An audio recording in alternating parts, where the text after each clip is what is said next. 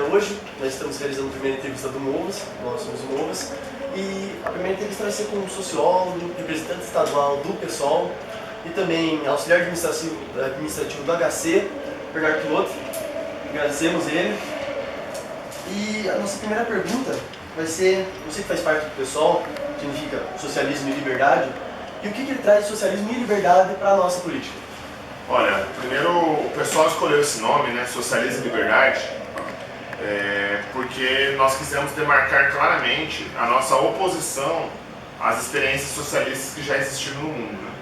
Nós consideramos que houveram sim, que foram experiências importantes, a experiência da União Soviética, de Cuba, de China, mas que essas experiências tiveram um limite em torno da questão da liberdade, da democracia, e o pessoal então quis demarcar isso logo no seu nome, né? Dizendo que somos socialistas, ou seja, defendemos uma sociedade em que a vida das pessoas esteja acima do lucro, e não como é hoje, que o lucro está acima da vida das pessoas. Então, somos socialistas, mas queremos um socialismo com liberdade. Pode parecer uma utopia, e de fato é, mas a gente acha que é melhor essa utopia, é melhor buscar isso, do que viver na sociedade que a gente vive hoje, que é uma sociedade marcada pela desigualdade, pelas opressões, pela destruição do meio ambiente, né? A gente costuma dizer, né, que acreditar no capitalismo humano é mais utópico do que acreditar no socialismo, por isso que a gente chama socialismo e liberdade. Eu queria falar uma pergunta mais do Brasil, mais atual mesmo. Tipo, o que você está achando do cenário atual da política brasileira e quais são os planos de você e do pessoal para agora? Bom, o cenário político brasileiro é um cenário bastante conturbado, né? Primeiro porque a gente está vivendo em cima de uma crise econômica, né? Essa crise econômica é fruto de uma série de fatores internacionais e também nacionais. O primeiro fator internacional é que a China, que era a grande compradora de produtos brasileiros, entrou em crise, deixou de crescer como crescia antes, e o Brasil não está mais exportando como exportava antes. Isso já nos leva a uma outra consequência, que é o Brasil, mesmo sob os governos do PT, não ousou ter um papel protagonista na economia mundial. Continuou tendo apenas um papel secundário, que no nosso caso é a exportação de commodities, que são aqueles produtos que não são industrializados. Então o Brasil continua exportando soja, exportando minérios para comprar ferro, para comprar os produtos industrializados ou semi-industrializados depois, né? É muito semelhante do que era há 200, 300 anos atrás, quando o Brasil exportava cana-de-açúcar e comprava açúcar e outros produtos dos outros países, os primeiros produtos industrializados que existiam. Então, acho que primeiro existe a crise econômica, e isso é importante porque só há crise política por conta da crise econômica, né? Da onde vem essa crise política? Há uma pressão de muitos setores poderosos brasileiros para que o custo da crise econômica não caia sobre eles, né? Para que quem pague a crise sejamos nós, que somos trabalhadores, somos jovens, somos mulheres, somos LGBT, somos negros e negras, enfim, aquelas parcelas da população que mais dependem de políticas públicas, né? Porque quem é um grande empresário, um cara rico, não depende da política, não depende do SUS, não depende da educação pública, não depende, enfim, de outras políticas públicas, né? E há uma pressão desses setores poderosos da economia para que a crise caia sobre nós, né? No primeiro momento, esse segmento da elite apostou que o governo do PT poderia aplicar esse projeto do que a gente chama de ajuste fiscal, que é reduzir as contas do Estado, mas não numa perspectiva de cobrar essa fatura dos mais ricos, e sim de cobrar essa fatura dos mais pobres. O governo em nenhum momento, por exemplo, apresentou a ideia de ter um imposto sobre grandes fortunas, de crescer a tabela do imposto de renda ou coisas assim, né? Então, essa elite econômica apostou que o governo do PT poderia fazer o ajuste fiscal, e agora parece apostar que não dá mais para fazer isso pelo PT, que é preciso um novo governo para aplicar esse ajuste fiscal. Então, o cenário é muito ruim para essa parcela da população, para a maioria da população que depende dessas políticas de Estado. Por quê? Porque com Dilma ou sem Dilma, o que está vindo aí é um forte ajuste fiscal. A gente já teve algumas medidas no ano passado, como por exemplo a restrição do seguro-desemprego, que atinge principalmente os jovens que estão no seu primeiro emprego, né? É para eles que ficou mais difícil acessar o seguro-desemprego. A gente tem agora uma proposta de reforma da Previdência que restringe as aposentadorias, né? Então, quando as pessoas estão mais precisando, porque elas têm que ter acesso a médico, acesso a remédios caros, é nesse momento que a gente vai restringir o orçamento delas, né? Que o governo quer restringir. E essas propostas são apoiadas tanto pelo PT, que está no poder, quanto pelo Michel Temer, quanto pela oposição de direita, pelo PSDB. Então isso mostra um cenário bastante ruim para os trabalhadores, para a juventude, porque vem aí, está vindo, né, está acontecendo um ajuste fiscal que retira direitos, retira conquistas nossas de alguns anos. Acho que é nesse cenário que a gente tem essa crise política, né, e é nesse cenário que a gente tem que enxergar, nesse cenário que é difícil construir uma posição que não caia nesses dois blocos que estão disputando pelo poder, mas que no fundo aplicam a mesma política. Aproveitando a deixa de falar sobre o governo, a gente teve no dia 13, o dia das manifestações, e a gente viu lá pessoas pedindo o impeachment da presidenta, as pessoas lutando contra a corrupção. A gente teve também no dia 18, que as pessoas, o Partido dos Trabalhadores, né, fez um movimento a favor da democracia e contra o que chamam de golpe. Eu queria saber de você, é impeachment ou é golpe? Olha, acho que impeachment é uma medida constitucional e não necessariamente é um golpe, porque há impeachment, né? Nós mesmos, a esquerda brasileira foi às ruas reivindicar o impeachment do Collor, né? Entrou com um processo pedindo o impeachment do FHC. Eu sou signatário de um processo de impeachment do Beto Richa aqui no estado. Então, impeachment não é necessariamente um golpe, né? E o impeachment também é um processo muito mais político do que jurídico. Vale lembrar que o Collor foi absolvido no Supremo Tribunal Federal. Ele foi condenado politicamente, mas em termos judiciais ele foi absolvido, né? Ele não ficou preso, né? Ele perdeu os seus direitos políticos. Colocado isso, eu acredito que impeachment não é um golpe, né?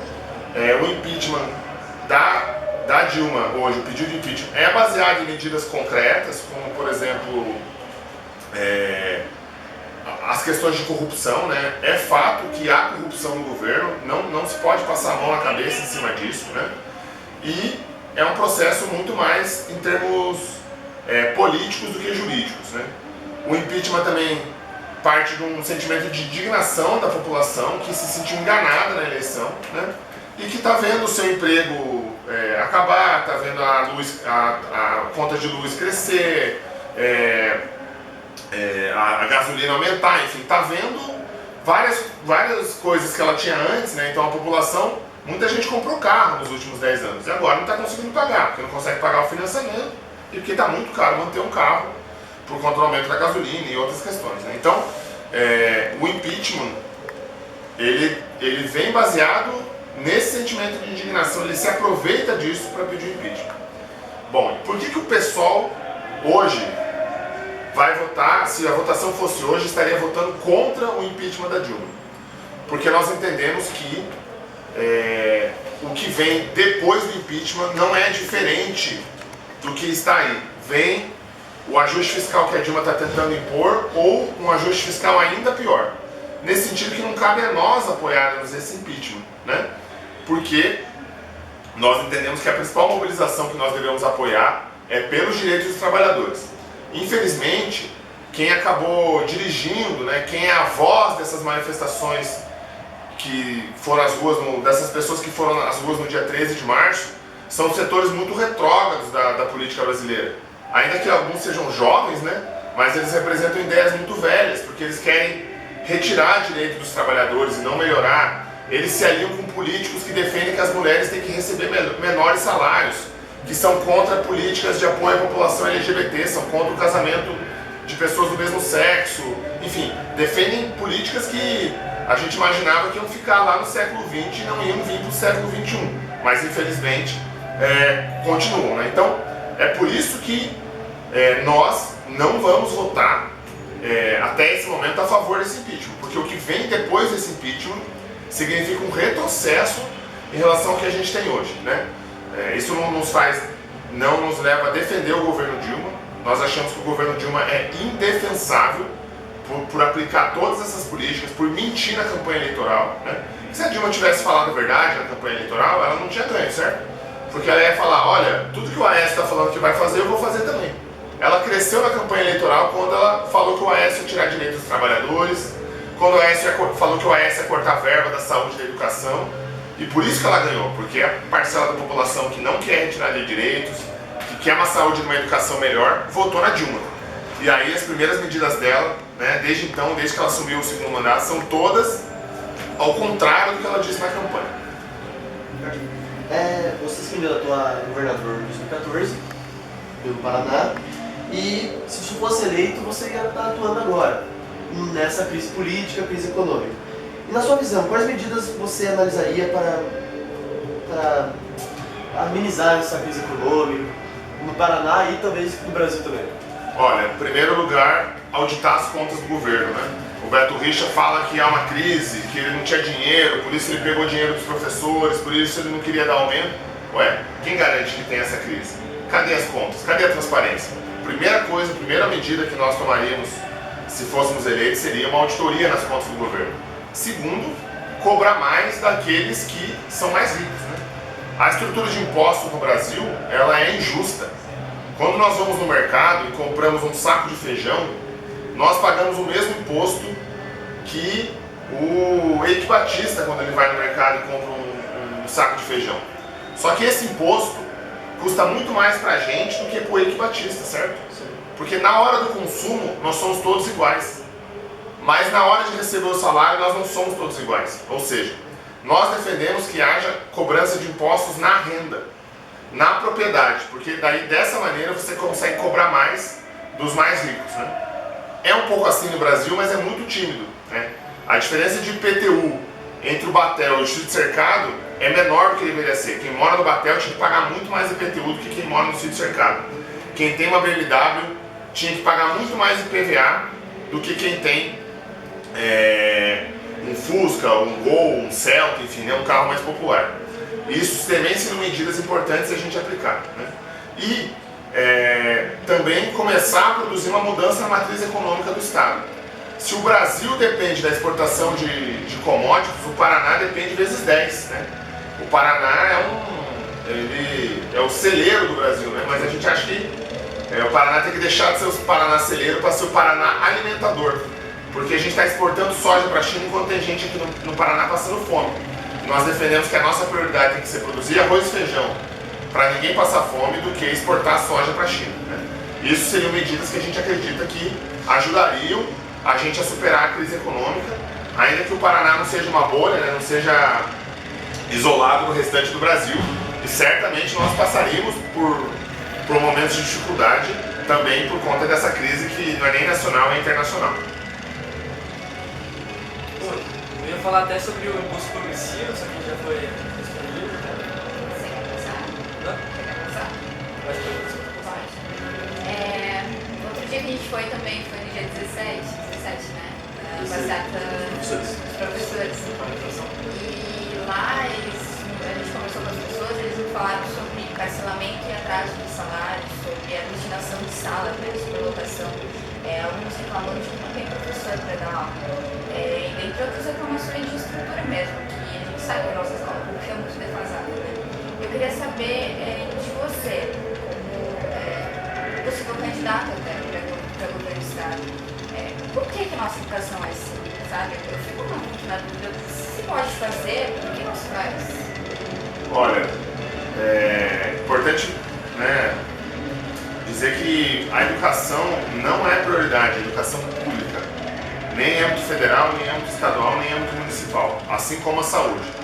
Um dos motivos para isso é que quem financia as campanhas eleitorais muitas vezes são donos de planos de saúde, são donos de indústrias farmacêuticas, são donos de colégios particulares, de universidades particulares, e esses setores pressionam depois o governo para que não tenha uma escola pública de qualidade, para que não tenha vaga para todo mundo nas universidades federais, para que as pessoas tenham que ir para as universidades privadas, por exemplo. O Pickler, dono da Facinter e da Uninter, é financiador de campanha, é apoiador do PT. Na campanha do Beto Richa, tinha apoiador de outros grupos econômicos especialmente de Maringá, de universidades privadas. Tinha apoiadores desse tipo também na campanha do Requião. A indústria farmacêutica doou para essas 3 campanhas eleitorais. Tinha doação de dono de escola, de faculdade particular também na campanha da Glaze, né? Então isso tudo faz com que esses setores falem, olha, nós doamos para a campanha de vocês para que vocês não invistam a contento na escola pública.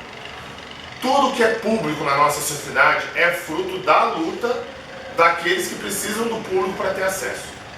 Da boa e velha luta de classes, tá? Só teve escola pública no Brasil porque as mães, os pais, os filhos dos trabalhadores se mobilizaram para ter escola pública. Só teve saúde pública no Brasil, só tem acesso universal, pelo menos na lei, ao SUS, porque muita gente se mobilizou. Até 88, só tinha direito a acesso à saúde quem tinha carteira assinada. Tá? Então, vocês aqui que nós estamos conversando, nenhum de vocês tinha direito a acesso à saúde, porque nenhum de vocês tem carteira assinada, né? Vocês são jovens, se trabalham, fazem estágio, né? Não tem emprego formal, assim, com carteira. Então, vocês não iam ter acesso à saúde. Né? E lutou-se de todos e dever do Estado. Bom, mas quem lutou para escrever isso na Constituição não é quem governa, né? Então, os interesses privados pressionam os governos, né, que acabam não cumprindo essas determinações que já estão até na lei. É por isso que a gente tem uma escola pública, uma educação pública e uma saúde pública de baixa qualidade no Brasil, ainda que os profissionais dessas áreas se esforcem muito e a gente tem muita coisa boa vindo dessas áreas. A prova disso são as universidades públicas, né, que superem muito as universidades particulares em termos de pesquisa, em termos de extensão, o próprio SUS, né, muitas áreas de ponta da saúde são dentro do SUS, né? Eu trabalho no hospital que é linha de frente no transplante de medula óssea, né? Um dos melhores da América Latina e é SUS, né? Infelizmente não tem investimento que deveria, muita coisa falta lá dentro do hospital. Eu trabalho no setor que nós estamos comprando papel para imprimir a folha ponto dos funcionários desde o começo do ano, porque não tem papel no hospital. Quanto mais se falta papel no setor administrativo, na área de assistência falta linha para fazer sutura de cirurgia, falta soro, falta álcool para limpar as mãos, falta escovinha para limpar as unhas, ou seja, falta coisas básicas do hospital funcionar, né? Então, essa é a situação que a gente tem em termos, enfim, de saúde e de educação. Também há um discurso de que o público não funciona. Esse discurso é muito forte desde o começo dos anos 90, muito consolidado, né? São aí quase 30 anos desse discurso, e isso faz com que os governos se sintam à vontade para cortar dessas áreas, porque no limite eles vão dizer, mas é que o público não funciona, é melhor investir no privado, né? E a gente tem visto isso. Aqui em Curitiba, quem não tem creche, a prefeitura dá um dinheiro para você pagar uma creche particular. Em nível nacional, quem não tem vaga na Universidade Federal ou numa universidade pública, consegue uma bolsa via ProUni, né, que nada mais é do que o governo comprando vagas numa faculdade particular. Como uma medida emergencial, talvez até valesse a pena.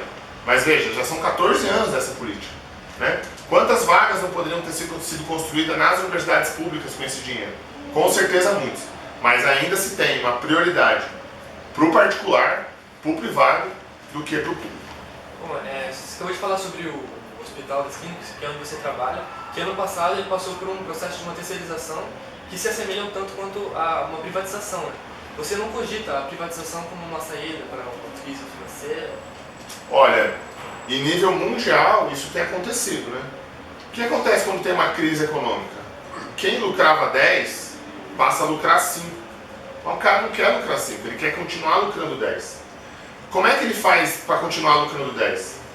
Ele tira dos seus trabalhadores, então ele não dá aumento salarial, por exemplo. Isso é uma forma de ele continuar lucrando 10, ele diminui o salário dos trabalhadores ao longo do tempo, né? Ele demite trabalhadores e substitui e faz uma pessoa que fazia uma função fazer duas funções. Isso também é uma forma de ele continuar com seus lucros. E uma outra forma é ele explorar negócios que antes eram exclusivos do Estado e que passam a ser permitida a iniciativa privada, né? Então, nos anos 90 no Brasil, por exemplo, houve uma expansão muito grande de faculdades particulares. Antes era difícil ter uma faculdade particular. Você tinha que mostrar que você realmente queria fazer educação de qualidade, né? A partir dos anos 90 não, a educação virou um negócio como outro qualquer. Ou seja, muita gente que não estava lucrando com esse negócio passou a lucrar. Nesse sentido, há uma tendência a que serviços que hoje estão exclusivamente na mão do Estado, ou que o Estado é o maior provedor daquele serviço, como ainda na saúde, vão passando aos poucos para a iniciativa privada, nas suas distintas formas, seja naquela privatização como tinha nos anos 90, que era lá na bolsa, alguém ia lá, batia o martelo e vendia aquele serviço, como foi a Vale do Rio Doce, como foi as telefonias, a Companhia Siderúrgica Nacional, enfim, e outras áreas da economia, ou essa privatização branda que a gente tem, quando você passa a gestão para uma terceirizada, que por sua vez terceiriza outros serviços, terceiriza a contratação de trabalhadores, que é o que a gente tem, por exemplo, majoritariamente na saúde, começa a ter também na educação, né? Os estudantes estão ocupando escolas em Goiás por causa disso, porque eles querem passar a gestão das escolas para organizações sociais. O que são organizações sociais? São ONGs, né? Que recebem o dinheiro para fazer a gestão da educação que o Estado não faz. Bom, se o Estado continua pagando, por que o Estado não faz a gestão logo? Por que tem que terceirizar para uma ONG? Né? Sendo que alguém dessa ONG tem que ganhar dinheiro por essa gestão, certo? Essa ONG não faz isso de graça, é óbvio, né? Então, para que isso? Por que não fazer direto pelo Estado? Bom, aí depois a gente vai ver que essas ONGs financiam campanhas eleitorais, por exemplo, né? Eu acho que há uma tendência, sim, a você ter um aumento de processos de privatização, de terceirização, porque é um movimento da própria economia em nível mundial. Para você manter seus lucros, você tem que ir para cima de setores que antes eram exclusivamente do Estado. Isso aconteceu muito no leste europeu. Imagina países que tudo era do Estado. Tudo era do Estado. De repente liberou geral, né?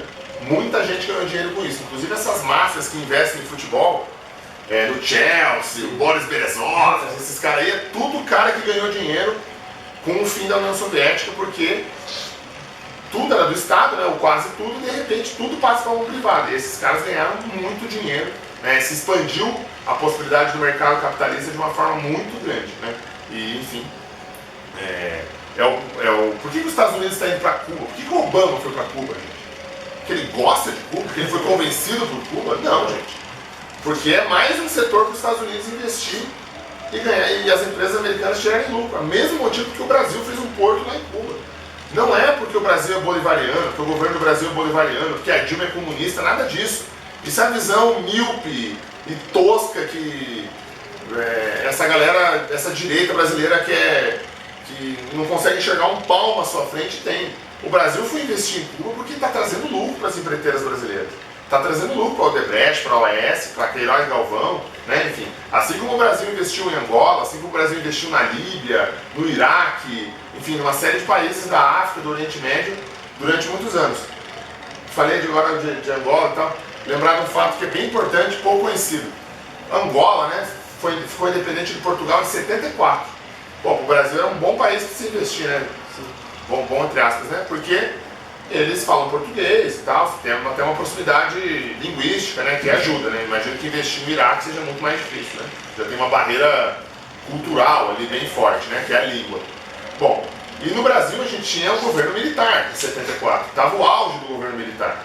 E a independência de Angola foi bancada por segmentos políticos que se aproximavam da União Soviética. Se a gente olhar a bandeira de Angola, ela foi um martelo preto e vermelho, né? Era o movimento popular pela libertação de Angola. Tem aquela música Morena de Angola, do Chico Buarque, fala que a Morena de Angola é uma camarada do MPLA, né, que é o Movimento Popular de Libertação de Angola. Qual foi o país do mundo que primeiro reconheceu a independência de Angola? O Brasil. Porque falou, opa, se a gente reconhecer a independência aqui, vai abrir um caminho para as empreiteiras brasileiras, que são as mesmas empreiteiras que hoje estão aí na linha de frente dos problemas de corrupção, investirem. E aí hoje, se você for para Angola, você vai ver muita obra da Odebrecht, da Queiroz Galvão, da OAS, enfim, da Andrade Gutierrez, enfim, de todas essas empreiteiras que estão envolvidas nesse escândalo de corrupção, né? E o governo brasileiro, na época, militar, um governo de direito, um governo que tinha relações prioritárias com os Estados Unidos, foi lá reconhecer a independência de um país que tinha ligações com a União Soviética. Por quê? Porque viu nela uma oportunidade de mercado, né? Ninguém, obviamente, acusava na época o governo brasileiro de ser comunista, porque investia em Angola. Então, assim como era um absurdo fazer isso, é um absurdo hoje dizer que o governo brasileiro, que a Dilma, enfim, que o Lula são comunistas porque fizeram um porto em Cuba. Certo? Você fala da gasolina, que manter o carro é muito difícil. E daí a Petrobras ela superou a ExxonMobil em 2014 pelas empresas de capital aberto. Perdeu credibilidade agora por causa da crise política, crise econômica, crise do petróleo. E você como governista, qual medida você acha cabível para tirar a Petrobras hoje dessa crise aí? Bom, primeiro, sou governista, né? Acho que você precisa dizer governante. Primeiro, há um processo de desvalorização do petróleo que atinge a Petrobras. Não é só os problemas de corrupção. A Petrobras achou o pré-sal, tecnologia brasileira. Nenhum país tem tecnologia para ir tão fundo achar petróleo. O Brasil achou. Só que quando o Brasil foi pegar o petróleo lá no pré-sal, quando descobriu o pré-sal, o petróleo estava tipo R$100 o barril. $100 o barril, desculpa. E hoje é tipo $40. Então, ir lá no fundo, no pré-sal, valia a pena por $100 o barril. Mas não vale a pena por $40 o barril. É quase você pagar para produzir o petróleo, tá? Então isso também a crise da Petrobras é fruto dessa desvalorização do petróleo a nível mundial. Isso tem a ver com interesses internacionais, né, muitas vezes, assim como o preço subiu artificialmente, há uma desvalorização também artificial, porque essa desvalorização também atingiu a Venezuela, por exemplo, que não era um governo que os Estados Unidos tinha simpatia, né? Atingiu o Irã, enfim, outros países produtores de petróleo, tá? Bom, eu entendo que a Petrobras, enquanto ela for uma empresa que é semi-pública, que é meio pública, ela vai ser atravessada por esses interesses privados, tá? Então a melhor solução para a Petrobras não é uma solução fácil, mas é uma solução de médio e longo prazo, ela voltar a ser 100% estatal. Por quê? Especialmente se ela for 100% estatal com controle público, com controle da população, né? Porque é isso que vai garantir que o dinheiro arrecadado pela Petrobras esteja a serviço do povo brasileiro e não dos lucros dos acionistas, tá? E aí para isso que a Petrobras serve. As empresas públicas servem para isso, para explorar o mercado de maneira não predatória, porque elas são empresas públicas. É incoerente uma empresa pública produzir a destruição do meio ambiente, e aí também está uma equação difícil de ser resolvida na Petrobras, porque a Petrobras é petróleo, e petróleo é destruição do meio ambiente, né? Mas as empresas públicas existem para, enfim, explorar o mercado e pegar o lucro dessa exploração desse mercado e trazer benefícios para a população brasileira. Pegar esse dinheiro e investir em saúde, investir em educação, investir em assistência social, em previdência, enfim, né, em direitos sociais para a maioria da população. E é para isso que a gente precisa da Petrobras. Para dar lucro para os acionistas, ela não precisa ser uma empresa pública, pode ser uma empresa privada qualquer, né? Então a gente precisa reverter essa lógica hoje que faz a Petrobras ser uma empresa que, ainda que tenha a maioria do capital público, né, estatal, ela hoje serve a interesses particulares, privados, tanto a interesses privados no sentido da corrupção, né, do cara que pegou o dinheiro para pôr na sua conta, quanto interesses privados em sentido mais amplo, interesses de empresas privadas, de grupos econômicos privados que têm suas ações, têm ações da Petrobras. Já que estamos falando da Petrobras, recentemente o Senado estava discutindo o projeto de José Serra, que tira a exclusividade da extração do petróleo no pré-sal da Petrobras. Logo, você se posicionaria contra? Sim, com certeza. Inclusive essa é uma marca, né? O governo Dilma fez um acordo com o Serra para aprovar esse projeto, né? Os senadores do PT argumentam que inclusive havia maioria para derrotar esse projeto no Senado, né? E ele foi aprovado no acordo do governo Dilma com o Serra, né? Mostrando que esse é de fato um governo defensável, né?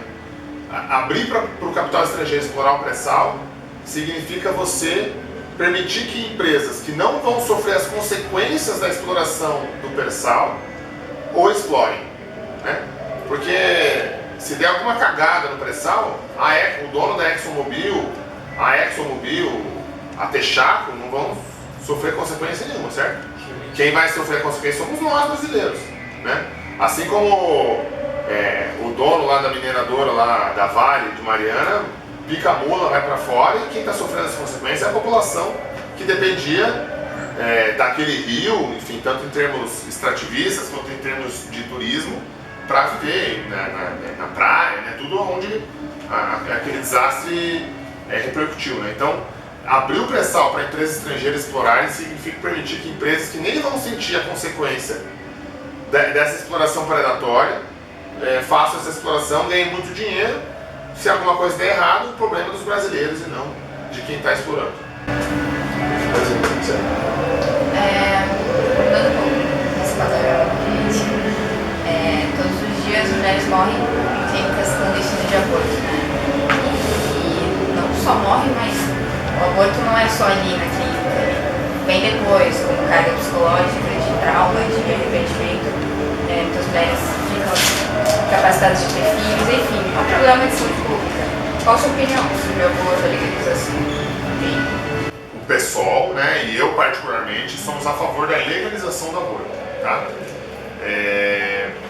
A gente entende que hoje o aborto já é liberado. Por quê? Só que ele é liberado para quem tem R$4.000 para pagar uma clínica clandestina. Para essas pessoas ele é liberado. Para quem não tem esse dinheiro, o aborto é feito de maneira que mutila o corpo das mulheres, de maneiras perigosas, né? Que muitas vezes levam a consequências, levam a ter que ir para um hospital, levam a não poder mais ter filho porque mutilou o seu útero, etc. Né?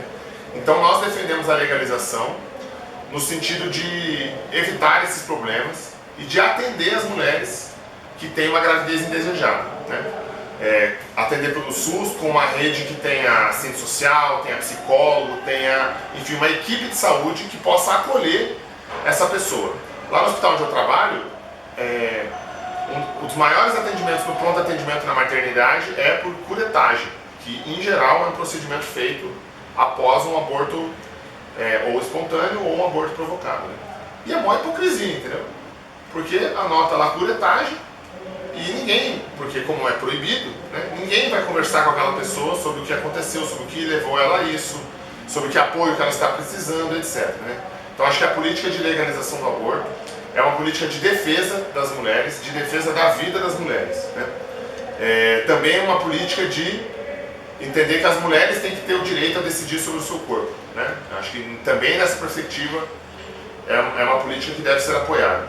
E lembrar, né, a gente já usou essa frase em vários materiais do partido, né, que é educação sexual para aprender, contraceptivo para prevenir e aborto seguro para não morrer. Né?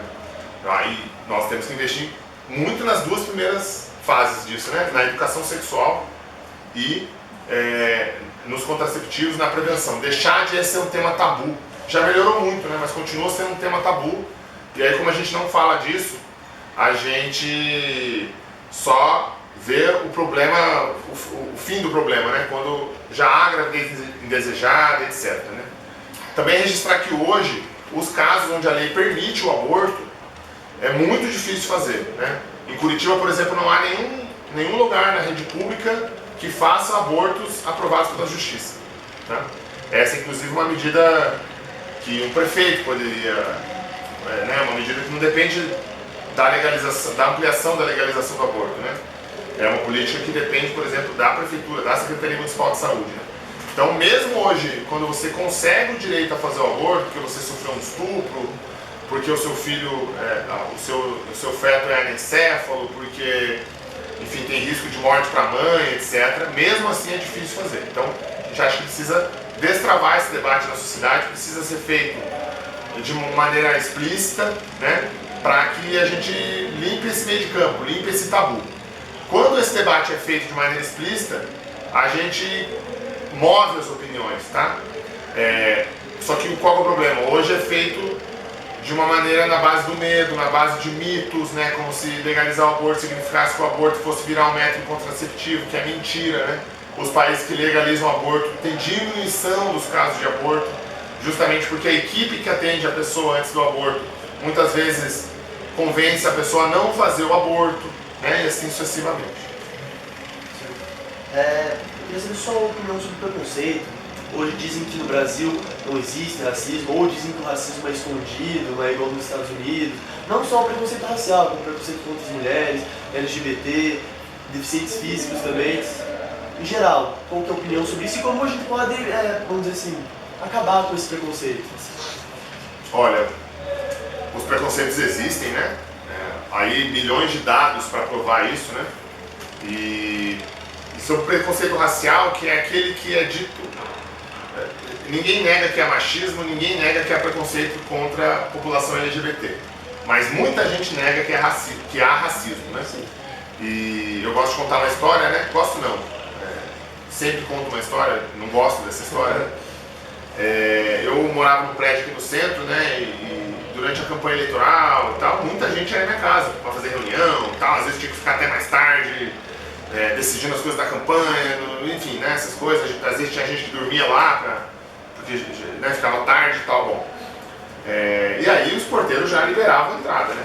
A pessoa chegava lá e falava, vou no apartamento do Bernardo, sobe lá, desce no quarto andar. Não tinha aquele rito ali de interfonar, salvo quando eram meus amigos negros. Todas as vezes que os meus amigos negros iam lá em casa, o porteiro interfonava. E não é um detalhe, né? Não é uma coincidência, é racismo, né? Então acho que uma primeira forma da gente combater isso é falando disso. Segunda forma é ter um processo educacional inclusivo, né? Que não reforce estereótipos, que explique, né? Que faça as pessoas terem orgulho do que elas são, né? Isso não acontece hoje. A gente tem a lei que coloca o ensino da história africana no ensino médio, mas ela é muito pouco cumprida, né? Muito pouco estudada. Mesmo a história indígena, também a história dos povos indígenas, a gente aprende como se índios fosse uma coisa só e como se a África fosse uma coisa só, né? Sendo que são centenas de povos, de tradições diferentes, de religiões, né?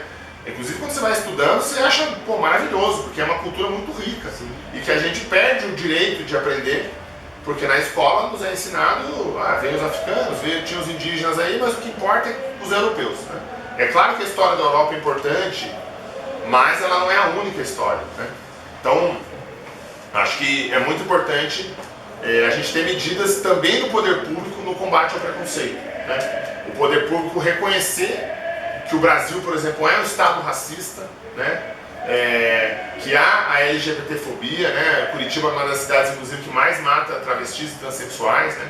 Que há o machismo, que a gente precisa de políticas públicas para reverter isso. É muito difícil. Quando vai cortar verba, as primeiras verbas que são cortadas são dessas áreas. Aqui em Curitiba tem a Casa da Mulher Brasileira. Se vocês puserem no Google Casa da Mulher Brasileira Curitiba, já tem uns 4 ou 5 anúncios que ela ia ser inaugurada. E até agora nada. Eu inclusive achei que ia ser no 8 de março, né? Ano eleitoral, 8 de março, uma baita data para inaugurar. Nada, está em construção lá ainda. É no caminho da minha casa, eu passo todo dia lá. Então, por quê? Porque a primeira verba que você vai cortar é a verba dessas secretarias, dessas políticas, né? Então, acho que é muito importante ter essas políticas e a gente investir nelas, né, para a gente combater o preconceito de maneira coletiva e não só porque eu li, descobri que eu era preconceituoso e passei a tentar não ser mais, né?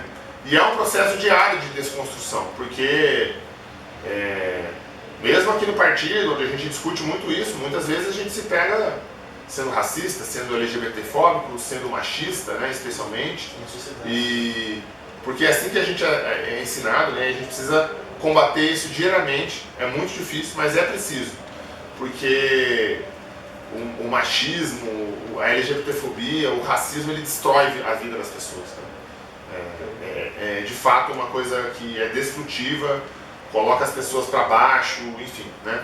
E a gente precisa combater isso. A gente precisa ser uma sociedade que seja inclusiva e não uma sociedade que exclua as pessoas. Outra questão é a legalização das drogas. Então, olha, o raciocínio que leva o pessoal a ter uma posição sobre as drogas é muito parecido com o raciocínio que eu expus aqui do aborto, tá?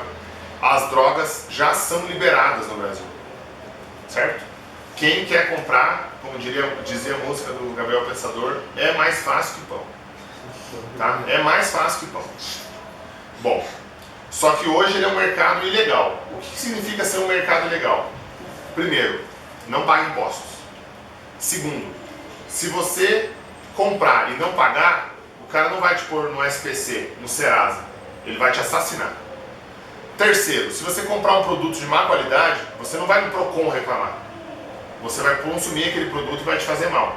Se você comprar uma maconha com esterco, se você comprar cocaína com um caco de vidro e assim sucessivamente. Quarto,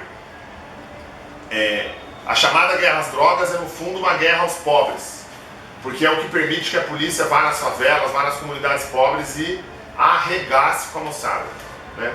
Dê geral em todo mundo, aquilo que a gente viu nos filmes Tropa de Elite, né? Enfim, que aquele procedimento da polícia seja feito. E quinto, nós temos que ter uma política de quem quer largar as drogas tem que ser atendido pelo poder público, né? A gente tem a política do CAPS, que é o Centro de Atendimento Psicossocial, que é uma política importante, mas hoje ainda reduzida. Aqui em Curitiba é reduzida, em outras cidades é mais avançada, por exemplo, Belo Horizonte, tem uma rede grande e tal. E a gente precisa ter essa política, né? Entendendo que drogas também é uma questão de saúde pública, né? É também um assunto que é carregado de hipocrisia, né? Pode o álcool, pode o cigarro, mas não pode as outras drogas, né? Pode o Rivotril, pode dar remédio para as crianças Ritalina, né? Mas não pode discutir as drogas. Eu arriscaria dizer que somos todos usuários de drogas, né? Que todos tomamos café, todos tomamos Tilenol para tirar a dor nas costas quando a gente está trabalhando num lugar que a cadeira é ruim, né? Então esse também é um assunto que a gente precisa debater de peito aberto, né?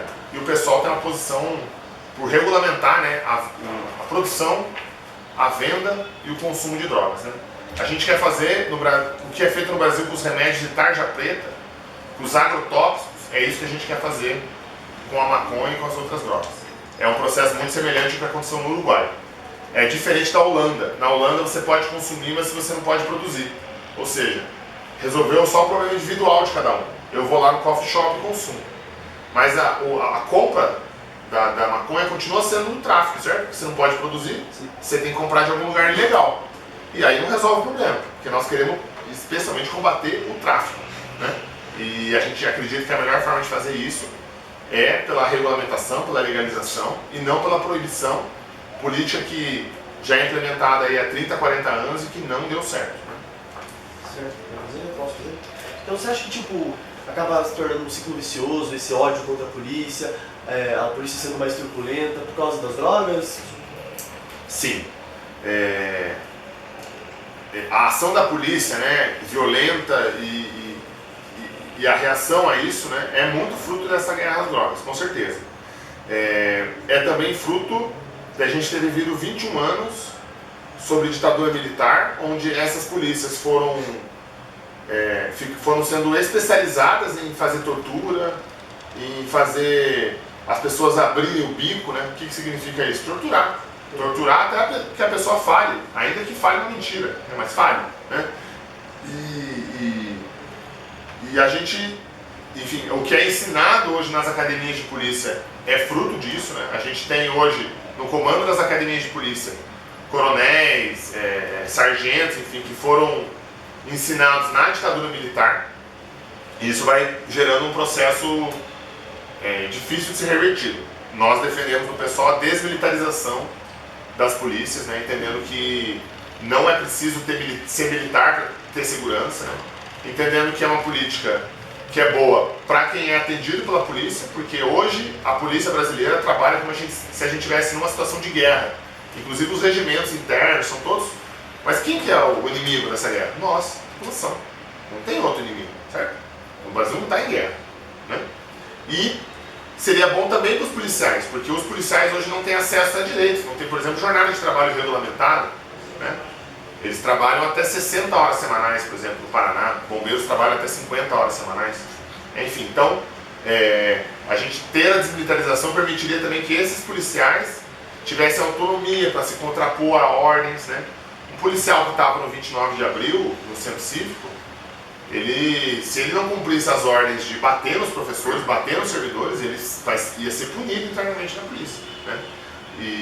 Enfim, então a gente precisa inverter essa lógica, ter uma polícia que não trate o cidadão, a população como inimiga e que não seja militar, porque ser militar significa ser um grupo fechado, significa ser um grupo com muita hierarquia e significa ser um grupo que não há direito ao contraditório. Certo. Não. Queria perguntar mais uma coisa. Que sobre o Uber, sobre esse serviço não regulamentado também como Uber. O que você acha sobre isso? Você acha que... Bom, acho que esse é um bom debate, né? No âmbito do PSOL não há uma posição definida sobre isso. Certo. Embora a gente esteja tendo que se posicionar, porque o PSOL tem vereadores, não tem em Curitiba, mas tem em outros lugares, em Porto Alegre, em São Paulo, Rio de Janeiro, Niterói, né? E a gente vai ter que votar em algum momento contra ou a favor do Uber. Eu acho primeiro o seguinte, quando eu ouvi falar de Uber, eu achei que era uma coisa assim, você liga, você põe lá no seu celular, tô no centro, quero ir para o sítio cercado, tem alguém aí? E aí alguém fala, tô aqui, te pego na rua tal. Eu achei que era uma coisa absolutamente autônoma e enfim, autogestionada, né? Mas não é isso, o Uber é uma empresa. Assim como a gente tem empresas de táxi, a gente tem uma empresa chamada Uber, né? Nesse sentido, não dá para ter um fetiche pelo Uber de que é uma nova economia, de que é uma coisa democrática, que olha a internet, como ela mudou, o smartphone, tá? Não dá para ter esse fetiche. Mas também, por outro lado, não dá para ter um fetiche pelo táxi. Porque ser um táxi não significa ser um trabalhador que tem domínio sobre o seu trabalho, porque é raro você entrar num táxi e ter alguém, e o motorista do táxi é o dono do táxi. Isso é raríssimo, né? Segundo, não é verdade que no táxi é mais seguro. Há muitos relatos, especialmente de mulheres, que são assediadas no táxi, né? Não há garantia nenhuma, até porque não há controle de quem são os motoristas, né? Então não há garantia nenhuma que você vai entrar no táxi e vai ser bem atendido, né? Essa garantia não existe, né? O pessoal em Porto Alegre, inclusive, tem uma companheira que é vereadora, a Fernanda Melchiona, ela é da Comissão de Direitos Humanos e lá ela tem feito várias investigações a partir da Comissão de Direitos Humanos da Câmara sobre assédios em táxi, né? Inclusive, ela está propondo uma lei que 20% das taxistas sejam mulheres, uma cota mesmo, para que mulheres que não se sentem à vontade de entrar num táxi, especialmente no período noturno, com o motorista homem, tenham acesso a outro tipo de táxi, né? Acho que é uma política que mostra, né, como o táxi não é seguro, né? E eu acho que assim como há uma regulamentação do táxi, tem que ter uma regulamentação do Uber. Tem que ter uma regulamentação, os carros têm que ter uma determinada qualidade, o motorista tem que ter um determinado treinamento, assim como é exigido dos táxis, né? Então acho que se eu fosse vereador em Curitiba, né, eu estaria votando a favor de uma regulamentação do Uber, da Uber, né, que é uma empresa, entendendo que é uma empresa como são as empresas de táxi e que é mais um serviço de transporte para as pessoas, assim como as vans, né, que existem em várias cidades, aqui em Curitiba não existe, só existem as escolares, né, como é o transporte coletivo, como é o carro, enfim, é mais uma política de transporte que enfim, que deve ser regulamentada como são essas outras. Certo. A gente agradece, muito obrigado por satisfação mesmo. Pô, eu queria agradecer também, né, parabenizar vocês pela iniciativa de fazer as entrevistas, de estar indo nos atos, cobrindo, tentando entender esse momento. Acho que a gente está vivendo um momento rico no Brasil. A gente passou aí 10, 15 anos de marasmo, parecia que nada acontecia. Quem discutia política era o chato do rolê, né? E agora a política está na ordem do dia. E é isso aí.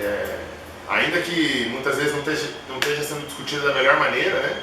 Mas a política está na ordem do dia e isso é bom, porque a gente está discutindo aquilo que define o nosso futuro, que é isso que a política faz. A política define o nosso futuro e a gente precisa ocupar a política para que a gente defina o nosso futuro, né? E não só um bando de cara engravatado de sobrenome famoso. Obrigado.